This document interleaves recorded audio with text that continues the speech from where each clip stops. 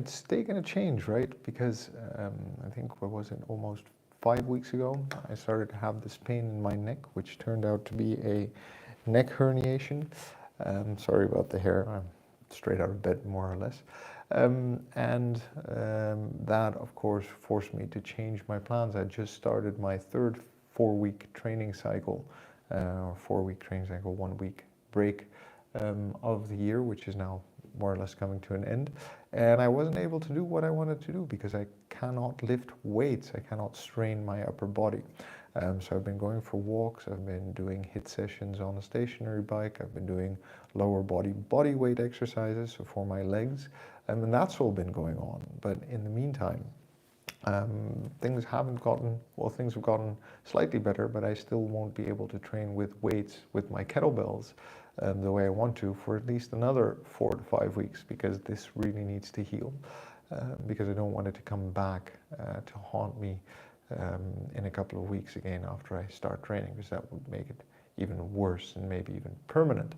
That's really taxing. So a couple of things happened at the same time, right? I was really on a roll for about 90 days there, and I felt really good about myself. Then I had this injury. Then we changed to daylight or summertime, so away from daylight saving time. And then, of course, spring's here, and now there's a lot of pollen in the air, and my hay fever starts to play up. Plus the fact that, but that's normal when you have little kids, is that everyone gets sick all the time. And a couple of weeks ago, I think, like after 3 weeks of not being able to train properly because of my herniated neck, the boys got ill, and then I was ill for the weekend, and that's where I really kind of dropped off. I think maybe you noticed that I wasn't live streaming every day from that point on, and it's been hard to get back into it, because all of those things taken together actually resulted in a big dip in my motivation. Now I understand, and we've talked about this before, right, that there is a routine that you want to follow, and when you have a routine, it's easier to stick to it, and that's absolutely true. But that's easy to say, but hard to actually do in practice. And sometimes it means you don't stick to the program because it's not possible. You're sick in bed for 2 days, for example, or you're sleeping, but you're miserable because of if there's pollen in the air. For those of you who don't know hay fever, haven't experienced it, not only do you get itchy eyes and are you sneezing, but it just literally interrupts the quality of your sleep. Like you wake up tired because my body doesn't rest properly because of it having to deal with these allergens or this allergic reaction. So all of those things taken together resulted in me taking it easy for 1 or 2 weeks.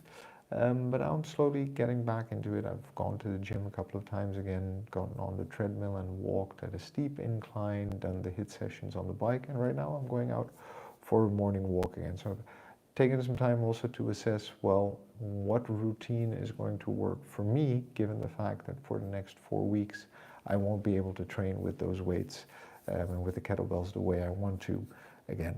Believe me, it really it really sucks. Like, exercise is exercise, right? Walking is healthy, stationary biking is healthy, body weight leg exercises are healthy. Like, they improve your overall fitness for sure.